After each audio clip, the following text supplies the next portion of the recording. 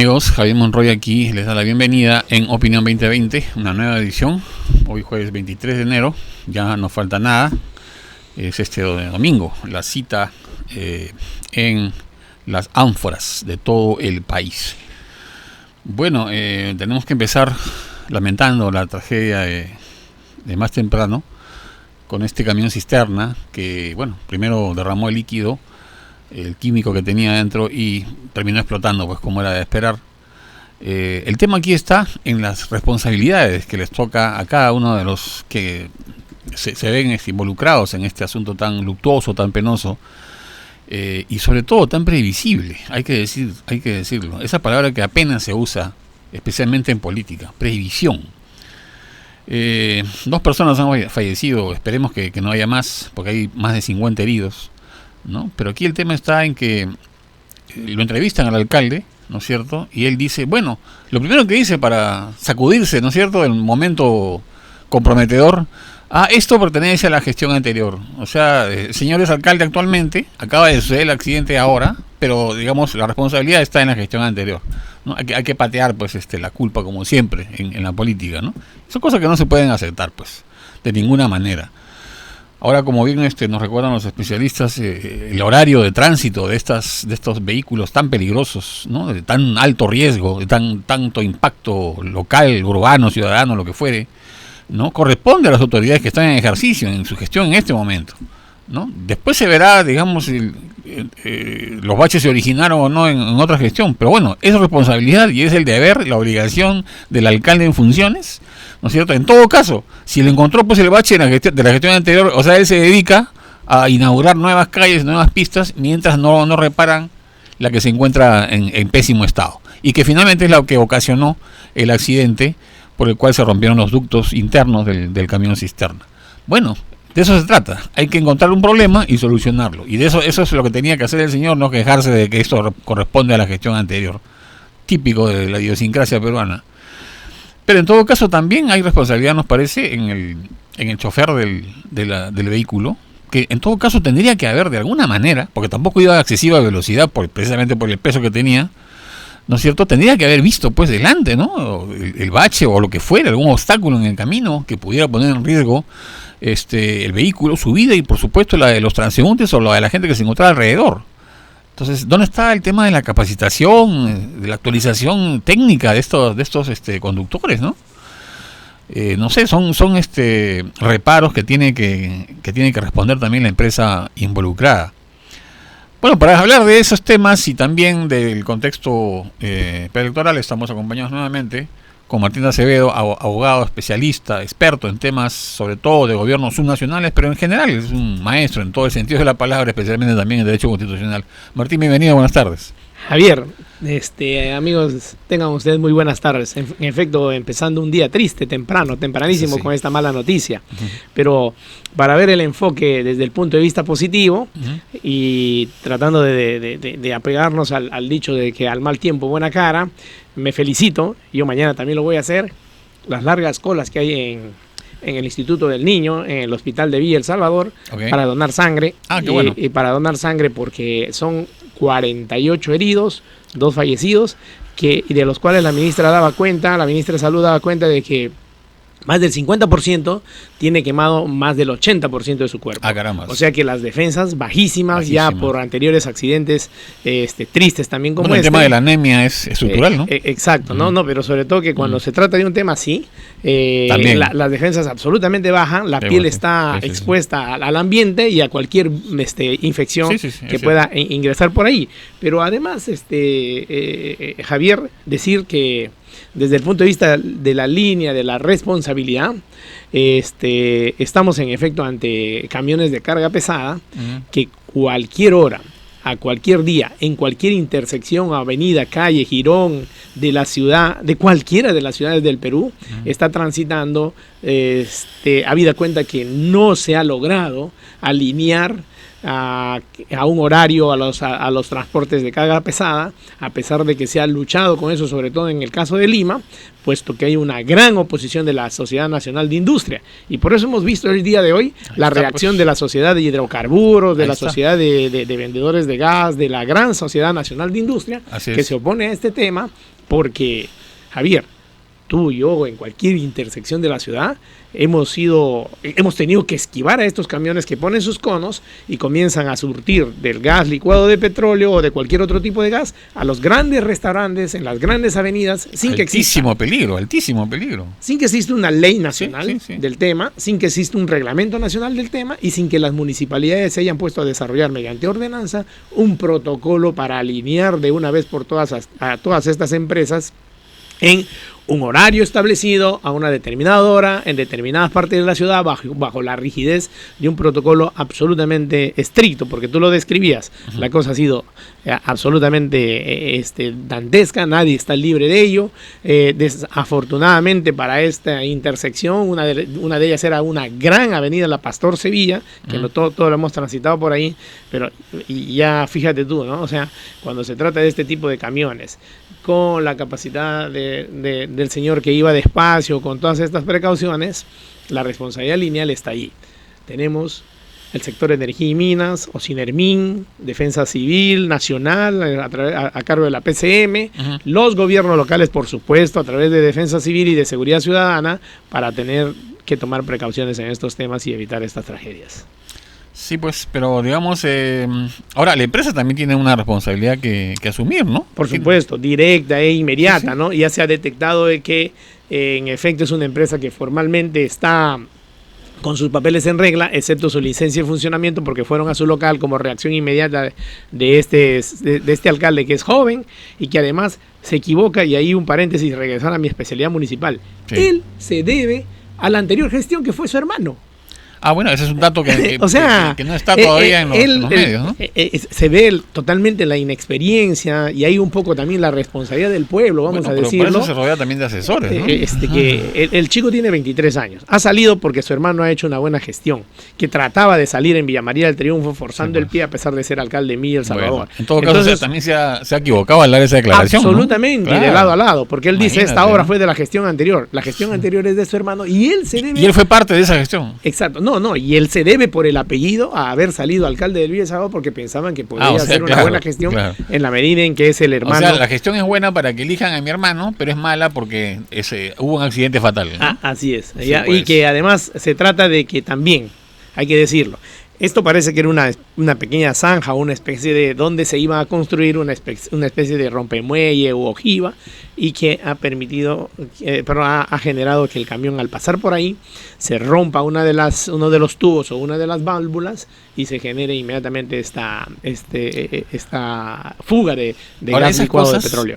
Oye, pero perdóname, de una racionalidad mínima, es previsible. La empresa misma tendría que haber tomado conocimiento de eso y ver qué cosa era lo que podía pasar para, implementar las seguridades del caso, ¿no? Pero no sé, no ha sucedido así. Decía el presidente de la Sociedad de Hidrocarburos, que a su vez pertenece a la Sociedad Peruana de Gas Licuado de Petróleo y de la Sociedad Nacional de Industria y finalmente de la CONFIEP, de todas estas asociaciones, decía él mismo que esta empresa formalmente está en regla dentro de ese 70% que ellos consideran que están en regla, pero hay un 30% que es irregular y además reconocía que dentro de ese 70% pueden tener sus condiciones de funcionamiento en regla, pero los camiones de transporte de este tipo de combustible tienen que pasar por un protocolo estricto que hay en una media internacional ya medida para que un bache de 5 centímetros como el que ha pasado este camión no rompa pues un tubo o no rompa una válvula, porque como tú hace un momento lo describiste y se ve en la triste noticia de cómo fue filmado todo, el chofer, a pesar de ir despacio, generó que este accidente ocurriera. Sí, pues, ni que hubiera niebla, ¿no? Para que no vea un bache por delante. No, pero fue bastante bien despacio. Lo que llama la atención, Javier, es que Nadie, absolutamente nadie. En esta misma intersección de Javier Prado con Aviación, Javier, estamos libres de que eso ocurra, porque estos camiones deben tener un protocolo bastante bien estricto, circular a unas determinadas horas de la madrugada, recargar combustible en las grandes cocinas de estos grandes restaurantes que tienen a veces su tubo o balón de gas, o globo de gas, como le llaman, dentro del propio restaurante o en la terraza, y comienzan a cargar poniendo sus conos y haciéndose de la vista gorda a cualquier tipo de reglamentación. A ese nivel ya entra a tallar el municipio, porque se trata finalmente de las ciudades del Perú, de todas ellas que deben de tener una autoridad que, en base al principio de autoridad, imponga un horario restringido para carga y descarga de este tipo de combustible, y además se haga en determinadas condiciones de seguridad. Pero el camión mismo, el que se vio involucrado en este siniestro, digamos, tenía una autorización, ¿no? Una aprobación técnica. Dice el de la Sociedad de Hidrocarburos que esta empresa es formal, y que los protocolos de sus camiones, la cosa es bien simple.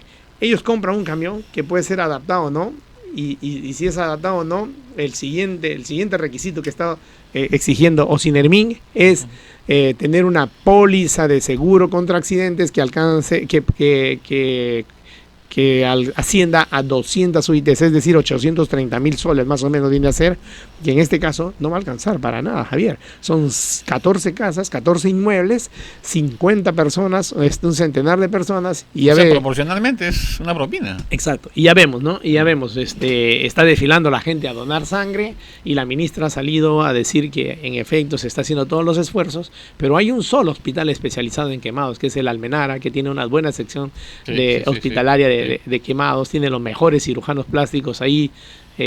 Aprovecho para decir que está mi primo Elmer Perea, estuvo hasta hace poco como jefe de la unidad, y es de los mejores cirujanos plásticos especializados en quemados. Es el que trató a Avi Ágreda y a las 3 seguidas que fueron quemadas en esa oportunidad. Finalmente sí fue, y ¿no? Avi sobrevivió más o menos 28 días, algo así, ¿no?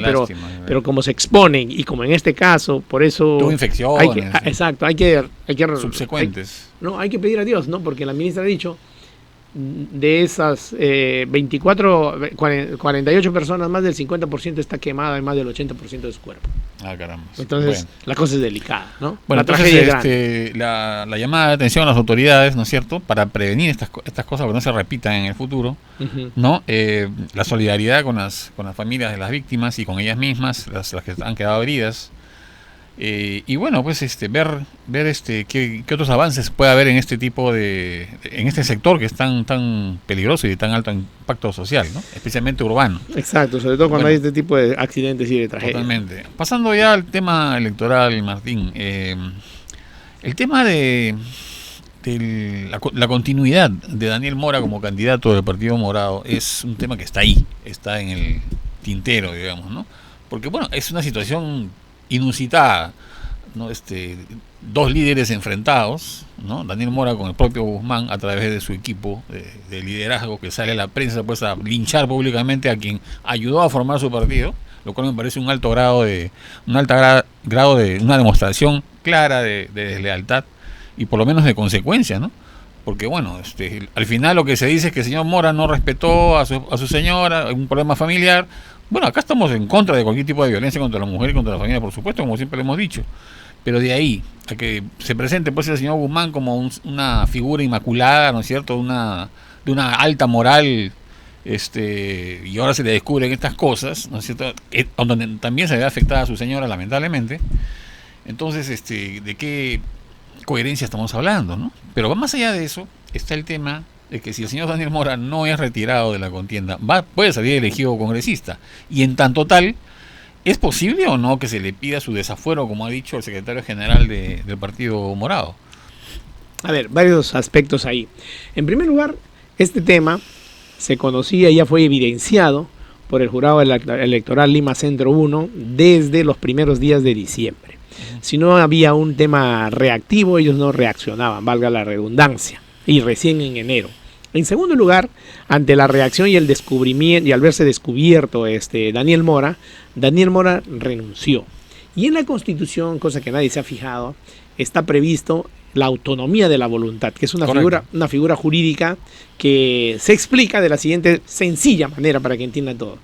A nadie se le puede obligar a quedarse donde no quiere y donde no desea estar. Claro. Ahora bien, si Daniel Mora hace su carta de renuncia y lo presenta al jurado y el jurado responde, esa etapa de renuncia ya precluyó y no se puede separar a nadie ni retirar a nadie de la contienda salvo que se encuentre una sentencia consentida en delitos que no prescriben como terrorismo, crimen, homicidio, qué sé yo, ¿no? Ahí está mal ambas partes. Primero Daniel Mora, por no ser enfático y en verdad renunciar y no renunciar a la vez y estar jugando al que quiero o no quiero y si salgo en buena hora, y veré cómo complico más el tema, cuando él perfectamente se podía presentar y legalizar su firma ante el Jurado Electoral Especial Lima Centro, que no ha hecho pues y no sirve, formalmente no sirve. ¿Por qué? Porque eso sí es necesario en todo tipo de documento de renuncia, que tiene que ir con firma legalizada, es decir, que el notario que está a cargo de la fe pública debe haber dado su aquiescencia y su aceptación, haber dicho que es correcto y ahí corresponde la firma del señor Daniel Mora frente a él. Y con esa firma legalizada, presentar el documento en la mesa de partes, que parece que tampoco lo han hecho de la forma debida, y finalmente decirle y pedir una entrevista con el presidente del Jurado Electoral Lima Centro 1, el señor Carrasco, y decirle, señor Carrasco, yo no puedo estar donde no quiero estar, no debo estar donde no quiero estar, y esta es mi renuncia enfática y definitiva. El partido tiene a su cargo otra responsabilidad desde el punto de vista de que en efecto tiene que haber reconfirmado que esa renuncia se ha producido y que el señor no va más. Por el lado de Guzmán, tenemos otro tema. Él es una persona que ha hecho el esfuerzo, en todo caso, con todo su equipo, de juntar sus firmas, y en tiempos difíciles de recolección de firmas y de todo tipo de trafas en este proceso que se ha visto para juntar firmas y tratar de hacerlas pasar por el tubo ese que se llama RENIEC, OMPE y Jurado Nacional de Elecciones y formar un partido, finalmente ha tenido un mérito.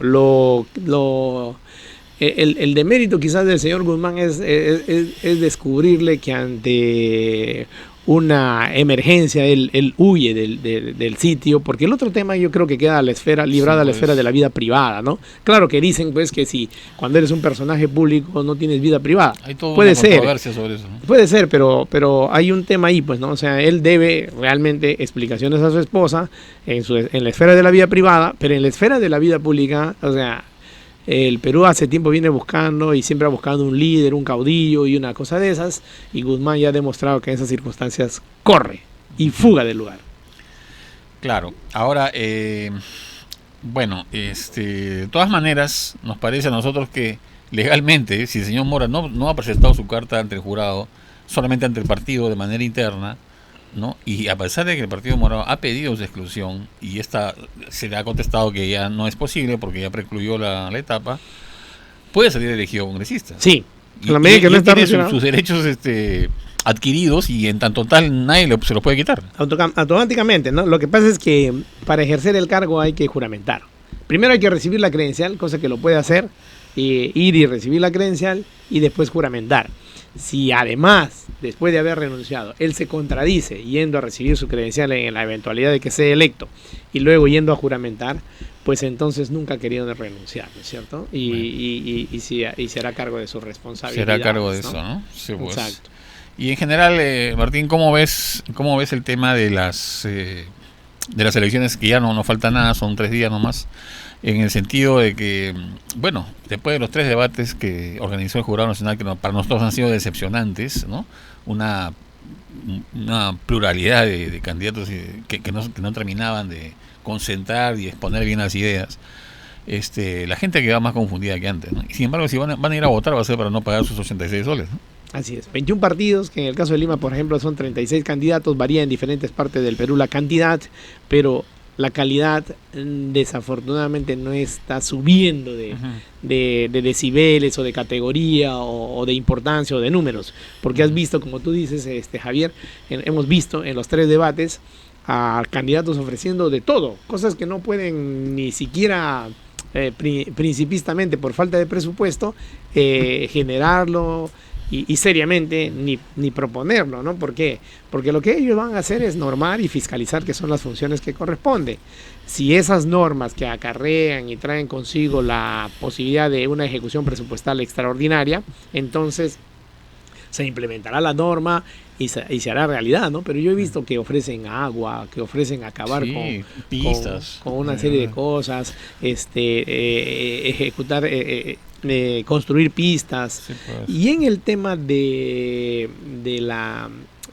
la inmunidad, ni siquiera haber estudiado esta figura para poderla desarrollar bien, porque hay inmunidad del proceso y hay inmunidad también del pedido de levantamiento de detención, ¿es cierto? Sí, Son dos distintas etapas, que además no se debe confundir con una tercera, que sí te legitimen el cargo, es decir, que habiendo llegado limpio, o sin proceso, o sin sentencia, estar ejerciendo la labor de congresista, generar persecuciones y denuncias contra delincuentes o bandas de delincuentes, como fue en el caso de Orellana, con uno de los congresistas, en esos casos sí necesitas una protección para poder seguir haciendo tu labor fiscalizadora. Es a eso a lo que nos referíamos antes. Pero no se puede pedir así nomás la inmunidad, la eliminación de la inmunidad parlamentaria, es un despropósito. Es una figura constitucional, claro. No la vas a desaparecer de la noche a la mañana. Lo que pasa es que el populismo hace que tú ofrezcas el oro y el moro, y en materia, por ejemplo, de sanciones contra el feminicidio, se haya ido subiendo, como dije yo el otro día acá mismo, de 4 años a 8, de 8 a 15, de 15 a 25, de 25 a 35 y a cadena perpetua. Y eso es tampoco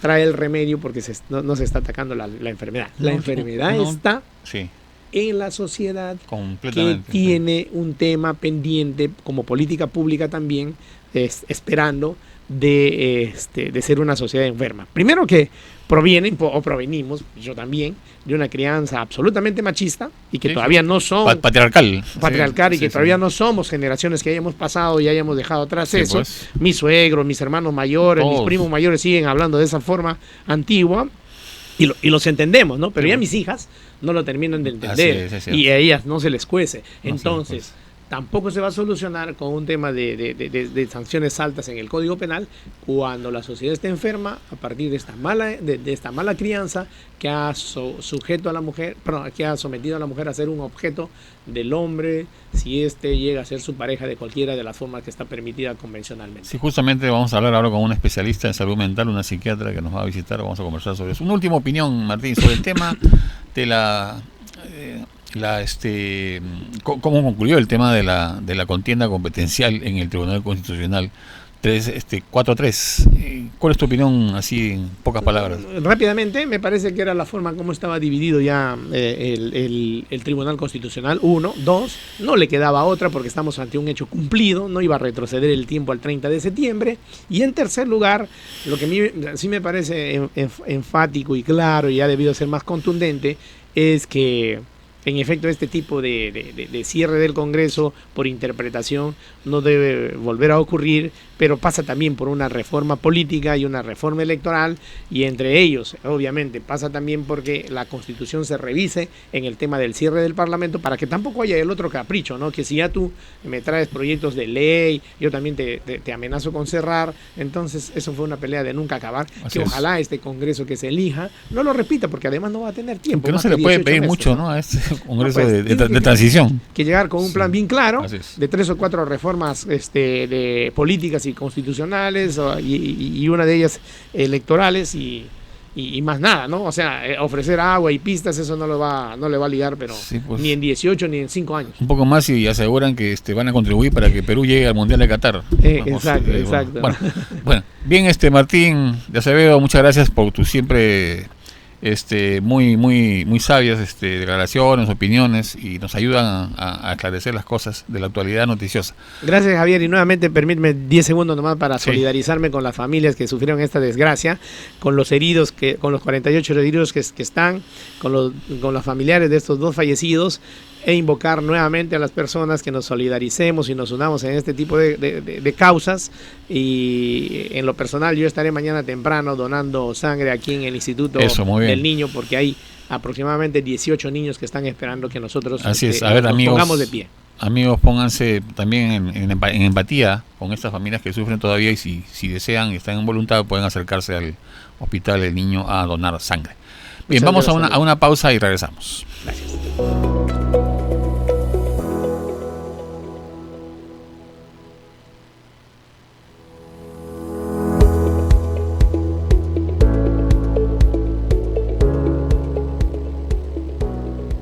Estás viendo RCI, Radio Canal Identidad.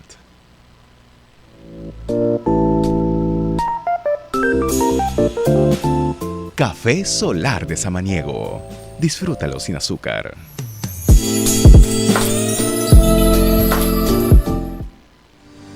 Economía. Política. Actualidad.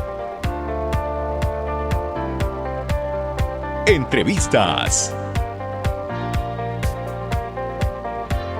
Y reportajes. Somos RCI, Radio Canal Identidad, la plataforma informativa de Radio San Borja. Uno de los sentidos que tiene el Adviento justamente es que Jesús viene a habitar en nuestros corazones. Cuando Jesús muere, ¿no? Y como bien dice el credo, ¿no? Murió, bajó a los infiernos y el tercer día resucitó entre los muertos, ¿no? Sentía que quería ofrecerle a Dios y tomarme un tiempo de oración más determinado, ¿no? ¿Qué tal, amigos? Los esperamos todos los domingos A las 11 de la mañana por Radio Canal Identidad. en Cura para Todos por RCI.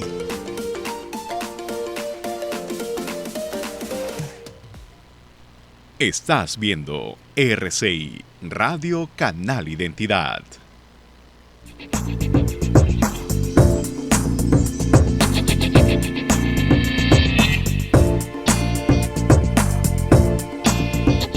Somos RCI, la plataforma informativa de Radio San Borja. Ahora es más fácil comunicarse con nosotros. Envíanos tus consultas o denuncias. Somos RCI. 928-14-3514. Visítanos también en nuestras redes sociales. Somos RCI. RCI, Radio Canal Identidad. Estás viendo RCI, Radio Canal Identidad.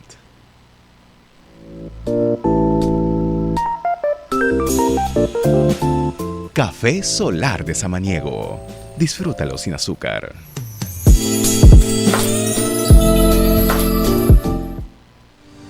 Economía. Política. Actualidad. Entrevistas. Y reportajes. Somos RCI, Radio Canal Identidad, la plataforma informativa de Radio San Borja. Uno de los sentidos que tiene el Adviento justamente es que Jesús viene a habitar en nuestros corazones. Cuando Jesús muere, ¿no? Y como bien dice el credo, ¿no? Murió, bajó a los infiernos y el tercer día resucitó entre los muertos, ¿no? Sentía que quería ofrecerle a Dios y tomarme un tiempo de oración más determinado, ¿no? ¿Qué tal, amigos? Los esperamos todos los domingos A las 11 de la mañana Por Radio Canal Identidad. en Cura para Todos por RCI.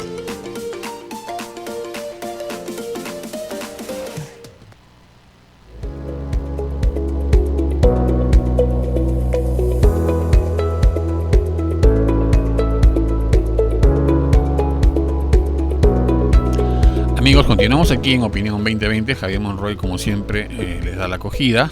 Estamos de lunes a viernes de 5 a 6.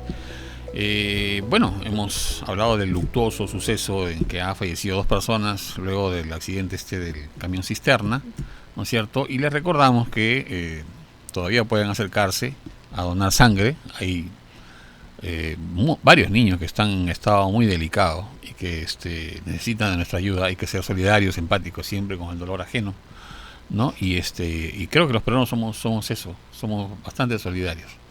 Pero también hay otro tema. A ver, este es un tema general, globalizado, pero justamente nos acompaña una distinguida psicóloga para conversar sobre el tema de la salud mental en el Perú, sobre todo comenzando este año 2020. Estamos con la licenciada Catherine Marcos, psicóloga y especialista en temas de salud mental. Catherine, muy buenas tardes, bienvenida. Buenas tardes, muchas gracias. Así de simple y directos, ¿qué tan locos estamos los peruanos? Yo sé que es una pregunta para un psiquiatra, pero igual, o sea, estás en el campo. Sí, bueno, en realidad hablamos de un 80% de peruanos que no están siendo atendidos y que no reciben justamente la intervención adecuada en el Perú. Quiere decir que solamente el 20% es la atención que está recibiendo actualmente.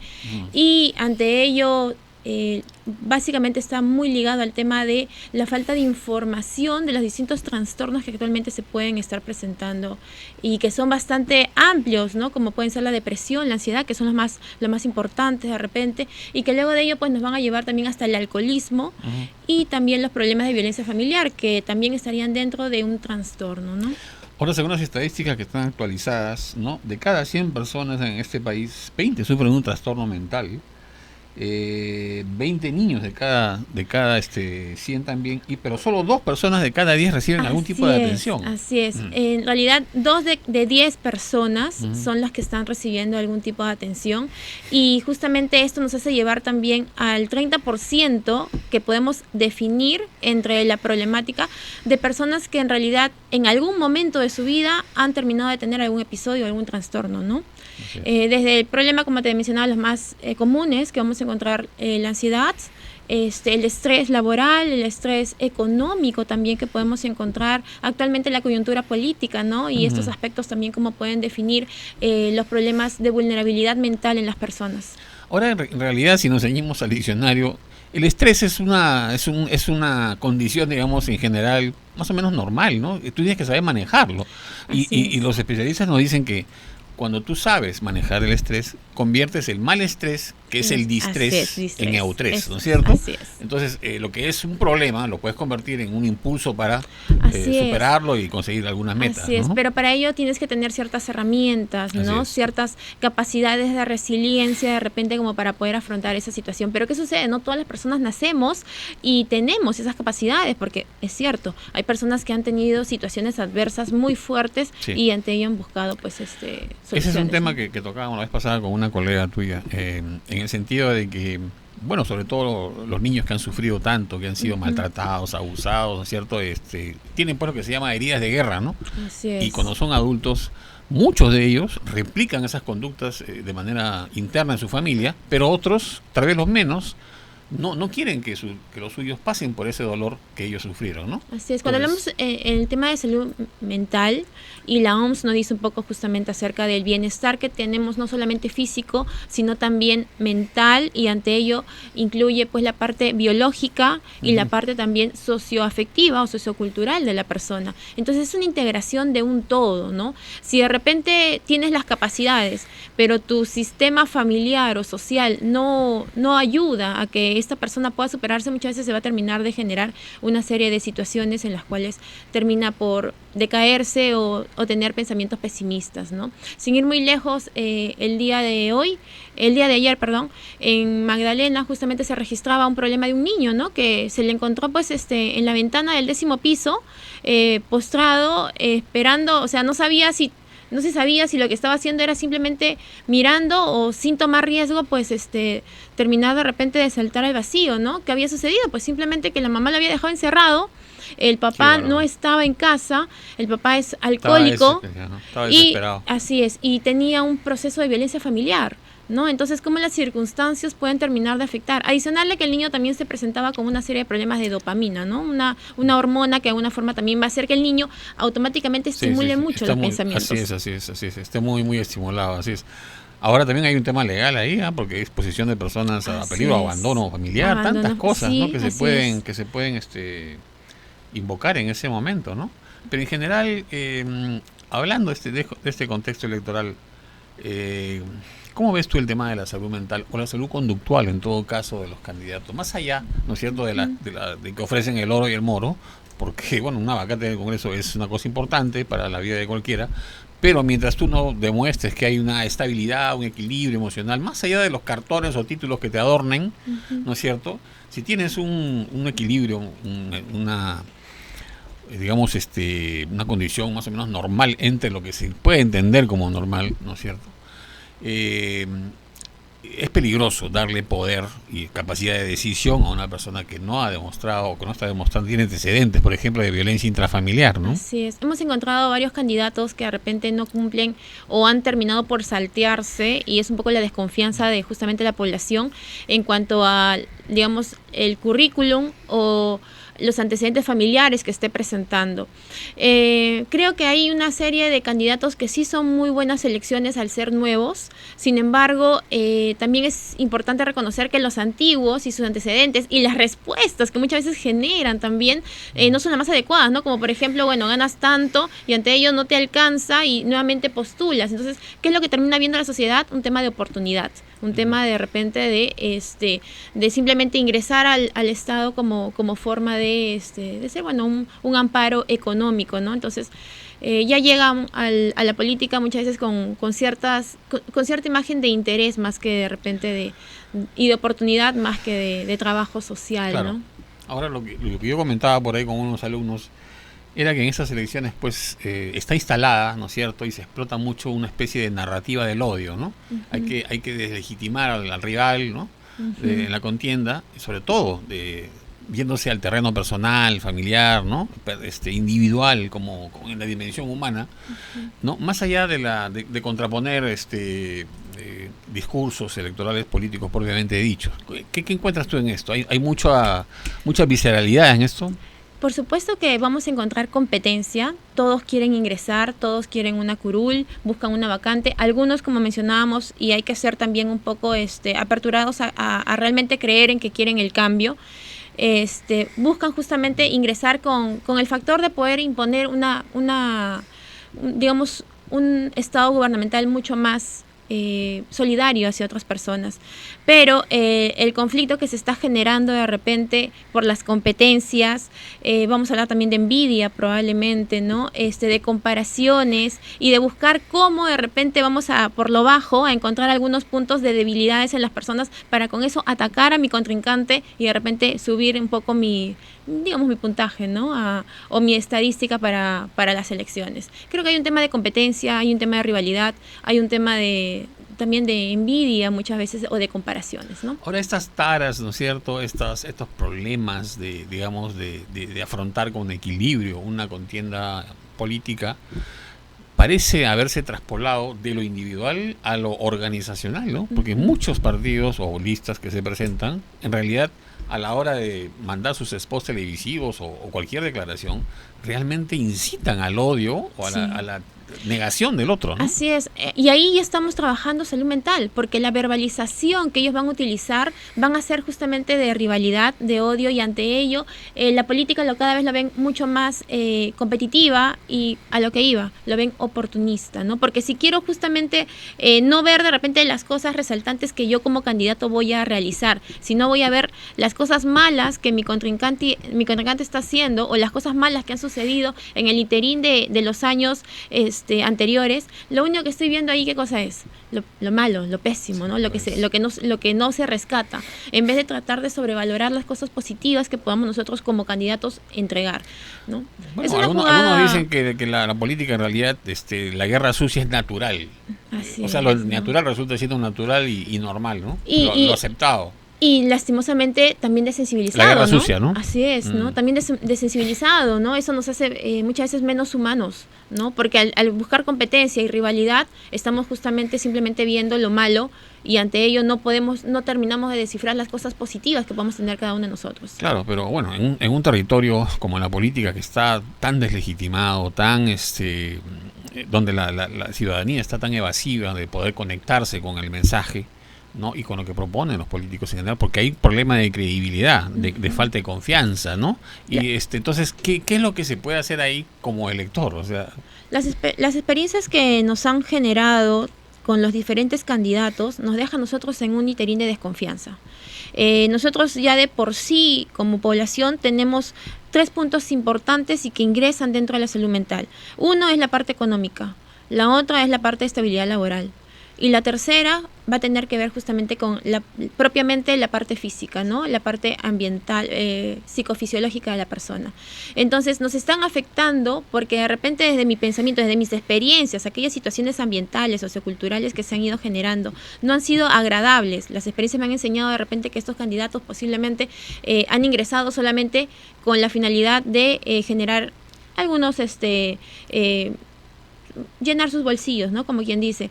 Y ante ello, pues, no brindar de repente el soporte que es a lo que posiblemente cada uno de nosotros esperamos que ingresen los candidatos, ¿no? Que es apoyar a las personas que de repente más necesitan, ¿no? Sí, claro. Ahora, bueno, no se puede evitar, siendo una contienda electoral, no se puede evitar que haya rivalidad. O sea, hay competitividad, son consustanciales a un proceso de esta naturaleza, pero no tiene que, a partir de eso, fomentarse pues un discurso discriminador, racista, de odio, ¿no? Que está instalado en el subconsciente colectivo.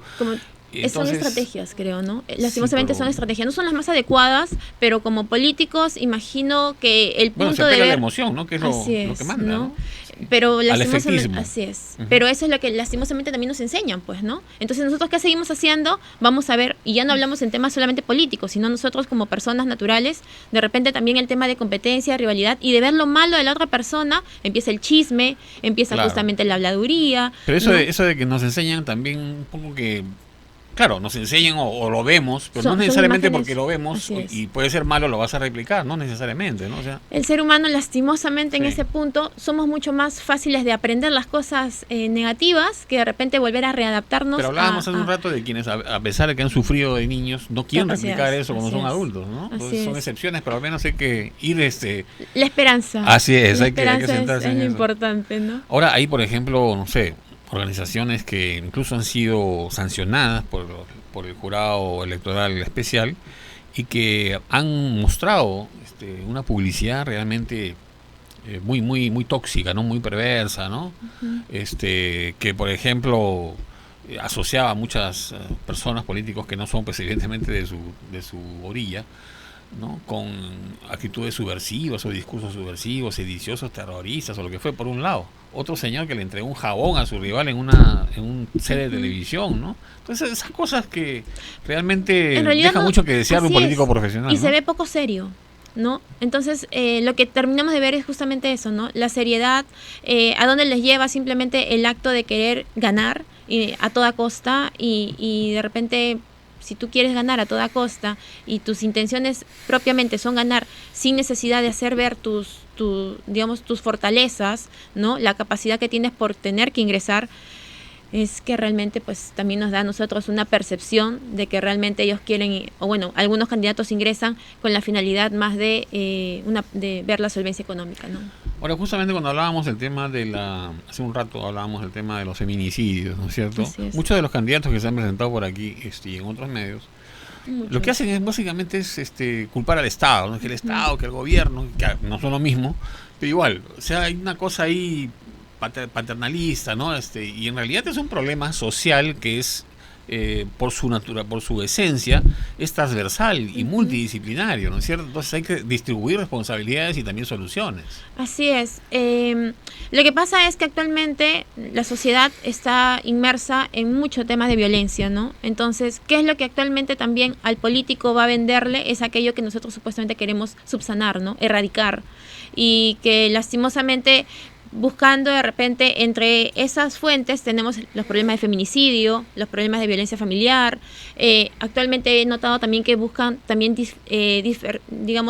diversidad en lo que es los problemas que actualmente hay en la SUNEDU, ¿no? Entonces todas las problemáticas que se puedan presentar y que a ellos les ayude a captar votos es digamos una finalidad para que ellos puedan tener algunos votos adicionales o que de repente se puedan sumar a los intereses que justamente la sociedad busca, ¿no? En cuanto al feminicidio, es cierto que tiene un ambiente multidisciplinario, pero también es cierto que las leyes, ¿no? No están amparando correctamente también a la víctima, ¿no?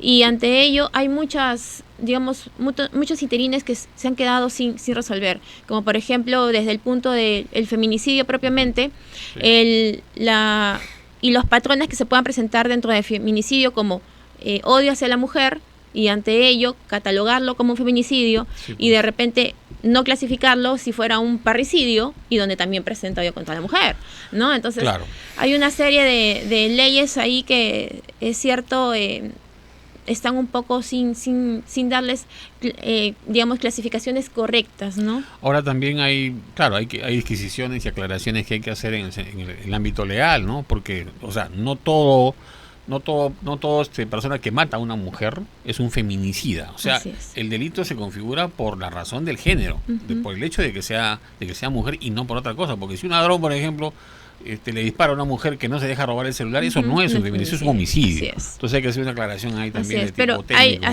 Pero por ejemplo, todo patrón de que tenga que ver con las leyes de feminicidio también tienen ciertos puntajes o clasificaciones, ¿no? O sea, para que pueda ser un feminicidio, la mujer tiene que llegar pues con un puntaje de 11 puntos de repente para ser catalogada como un feminicidio. Y si no, antes de eso, si me hicieron un corte de 8 puntos, es una violencia familiar. Entonces, son criterios realmente bastante fuertes. O sea, yo tengo que llegar sumamente... Que tienen que ser revisados. Así es. Claro. Esa es la revisión que me imagino muchos de los políticos también pues buscan ir... dándole un poco de realidad, ¿no? Porque es demasiado las leyes en cuanto a la gravedad hacia la mujer. Hay un fenómeno que yo, me parece percibir en general, ¿no? Después de la observación, de investigación que hacemos. Esa es la era donde mayor activismo pro mujer ha habido, ¿no es cierto? Así es. Muchos derechos reconocidos. Muchas mujeres amparadas legalmente también, psicológicamente también, pero pareciera haber una especie de relación inversamente proporcional. A mayor activismo, mayor cantidad de feminicidios, especialmente. Entonces, ¿qué está pasando ahí? Hay una bipolaridad, ¿no? Es eso, ¿no? Es un extremo, ¿no? Tenemos por un lado las hembristas o las feminazis, y por el otro lado tenemos a los machistas, ¿no? Y como cultura, nosotros hemos sido, por años hemos crecido en una cultura antiguamente patriarcal, ¿no? Hablamos machista, de la antigüedad, así es, ¿no? En los años, desde los siglos atrás, la familia se consideraba como el hombre el proveedor de casa y la mujer la persona que cuidaba a los hijos y que mantenía justamente el soporte emocional, ¿no? Amparar y proteger a los hijos, estar al cuidado de ellos. Políticamente, recién a partir del año 56 en este país la mujer tiene derecho al voto, el gobierno de Odría. O sea que fíjate tú todo lo que se ha demorado, ¿no? Así es. Entonces tenemos un retroceso y lastimosamente nosotros captamos algunos estereotipos de afuera y los queremos implementar acá en Lima, cuando todavía tenemos una cultura que todavía está recién relegándose con lo que es justamente el dominio de la familia patriarcal, ¿no? En eso mucho tiene que ver también la influencia poderosa de los medios de comunicación, ¿no? Sí, también es cierto. Todo el fenómeno, por ejemplo, Netflix, ¿no? Por eso, sí. Aunque también hay muchas cosas muy buenas que son beneficiosas, es cierto, ¿no? Sí es cierto que de repente la parte tecnológica nos brinda justamente informaciones adicionales, pero hay que también saber seleccionar qué información nosotros podemos ampararlo a nuestro contexto nacional, ¿no? Incorporar en ti mismo tu filtro. Así es. ¿No? Nosotros venimos por eso decía, nosotros tenemos una cultura que recién está emergiendo o de alguna forma... De ese oscurantismo patriarcal, ¿no? Así es, quitando un poco ese estructuralismo patriarcal, pero que aún las mujeres, y así tanto defienden de repente el tema de feminismo, el tema de... hay mujeres que son más machistas que los machos, ¿no? Así es. No, vamos a encontrar muchas mujeres, nosotros mismos sin querer a veces, con simplemente servir la comida primero al hombre y después a la niña, ya estamos dando ciertos ejemplos, ¿no? De ciertos parámetros, ¿no? Así es, ¿no? Entonces, ¿dónde está el tema de igualdad? No, nadie se sienta hasta que simplemente se sirva para todos por igual, ¿no? Ahora, sí, pues hemos hablado de la mujer en sí, pero también está el tema justamente de los niños, ¿no? O sea, que son los espectadores, desgraciados en primera línea de fuego de la violencia intrafamiliar, ¿no? Entonces, esta afectación, ¿cómo se puede manejar, reducir para que esto después no defina a los adultos futuros, ¿no? Actualmente se está trabajando en un nuevo proyecto,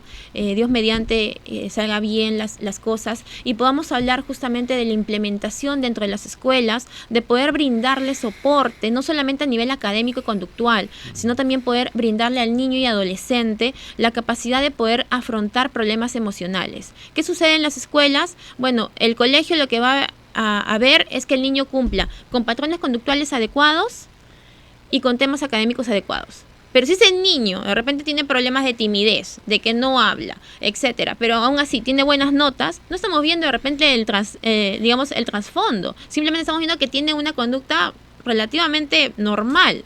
Pero detrás de ello, pues encontramos una serie de falencias. Entonces, ¿qué pasa con estos niños que son de repente posiblemente vulnerados dentro de las conductas de bullying? Justamente son frente a estas situaciones. Y ante ello, ¿dónde quedan las familias, no?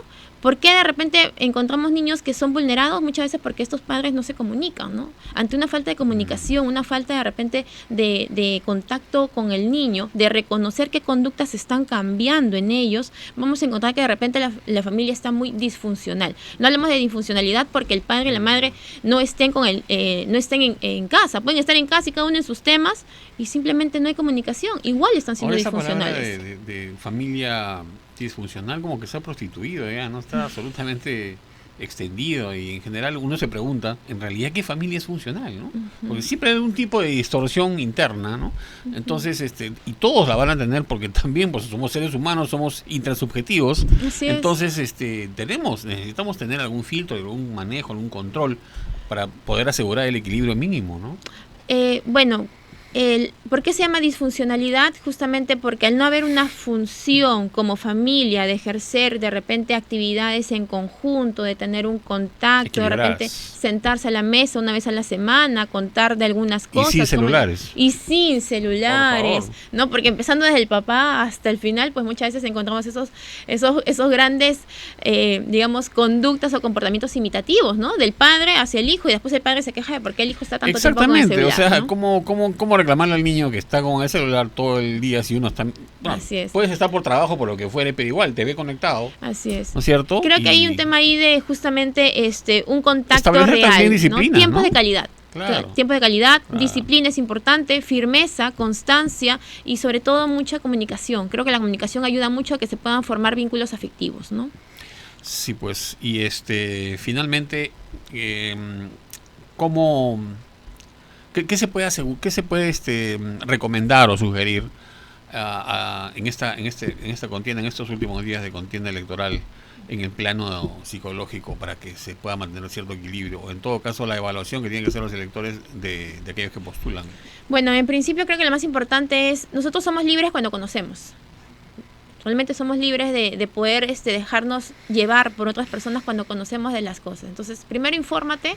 Una vez que te informas bien de las propuestas que tenga tu candidato, que de repente es al que estás interesado, posterior a ello, pues lo que nos corresponde es mantener con firmeza esa posición, si estamos de acuerdo, y esperar a que realmente estas nuevas elecciones pues sean de productividad para la sociedad y bueno, que se puedan legislar algunas cosas para el siguiente Congreso, ¿no? Porque más allá de legislar o de digamos, promover algunas leyes, hasta recién los siguientes amparos que se podrían promulgar. Ahora, ¿no? el tema también, ya para terminar, Catherine, el tema de la hipersensibilidad está realmente en todos los terrenos, ¿no? Porque ahora, por ejemplo, pedir pues un test o una prueba de salud psicológica y mental a los que candidatean para un puesto público pareciera ser un sacrilegio, ¿no? O sea, gente intocable. No es claro así, pues, sí. porque se exige, porque después se ven los resultados. Sí. Debería ser, sí, es cierto. Habría que ver una evaluación, así como van a revisar tu CV, como cuando vas al tema laboral. En lo académico. Así es. Y no ven de repente si realmente tienen las habilidades, las competencias y las cualidades necesarias para realmente ser un líder, ¿no? Y poder de repente tener toma de decisión para poder formar o crear o de repente mantener firmemente las posiciones que tienen. Creo que hay un tema de valores ahí. Las habilidades blandas, ¿no? Así es. Hay un tema de valores que de alguna forma creo que al Perú nos cuesta, estamos dejando de lado, y es algo importante. Si no hablamos de valores, si no hablamos de respeto, solidaridad, confianza, autoestima, empatía. Así es. Entonces, ¿de qué estamos hablando? Entonces, por ahí creo que una de las cosas que deberíamos de empezar a trabajar dentro de las escuelas sería justamente escuelas Ahora, con valores, ¿no? Bueno, si tú sufriste pues de niño de un déficit en este tema de inculcar valores dentro de la familia, bueno, entonces construyete tú mismo tus valores, ¿no? La cosa es alinearse con los principales principios que te van a traer provecho en la vida. ¿Es así o no, Catherine? Así es, claro que sí. Bueno, nunca es tarde, todos tenemos la oportunidad de poder hacer los cambios y actitud y voluntad es lo que se necesita para poder definirnos. Bien, muy agradecido por tus Igualmente. declaraciones, muy interesante, es un campo que tiene que tener muy en cuenta el electorado peruano. Entonces, como siempre decimos, infórmese bien para votar bien y ya continuamos conversando con ustedes mañana. Jaime Monroy le da las gracias.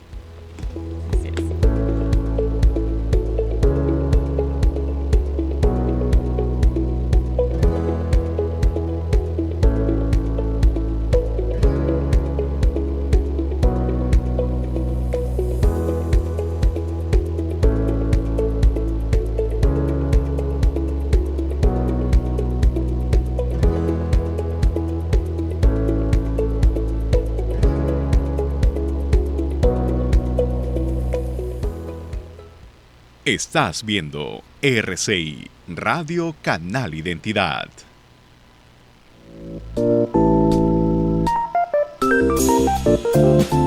Café Solar de Samaniego. Disfrútalo sin azúcar.